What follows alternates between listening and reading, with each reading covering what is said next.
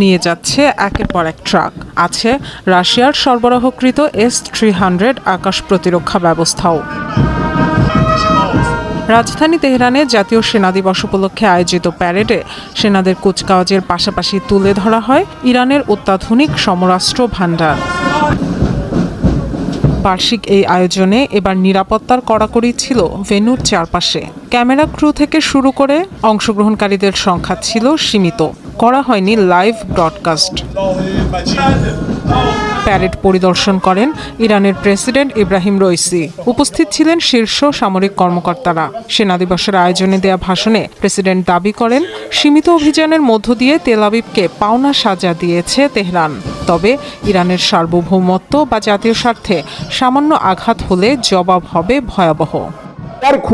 Islamic প্রজাতন্ত্রের আঞ্চলিক অখণ্ডতা লঙ্ঘন করলে কড়া জবাব দেওয়া হবে ইহুদি রাজ্যকে। ট্রু প্রমিস ছিল সীমিত অভিযান, তাদের সাজা দেওয়া ছিল লক্ষ্য। বড় আকারে হামলার পরিকল্পনা হলে ইহুদি রাজ্যের কিছুই অবশিষ্ট থাকতো না। হামাসের আল-আকসা, স্টর্ম ও তেহরানের অপারেশন ট্রু প্রমিস তাদের প্রতিরক্ষা ব্যবস্থার ভিত নাড়িয়ে দিয়েছে। আঞ্চলিক নিরাপত্তা নিশ্চিতে প্রতিবেশী দেশগুলোর প্রতি ইরানের উপর ভরসা রাখার আহ্বানও জানান প্রেসিডেন্ট রইসি।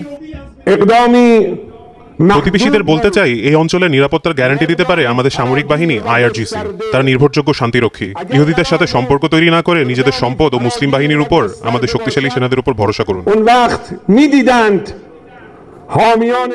সিরিয়ায় তেহরানের দূতাবাসে তেল আবিবের হামলার জেরে চরমে পৌঁছায় মধ্যপ্রাচ্যের উত্তেজনা। প্রতিশোধ নিতে গত শনিবার প্রথমবারের মতো ইসরায়েলি ভূখণ্ডে হামলা চালায় ইরান। ছড়ায় নতুন করে যুদ্ধের শঙ্কা।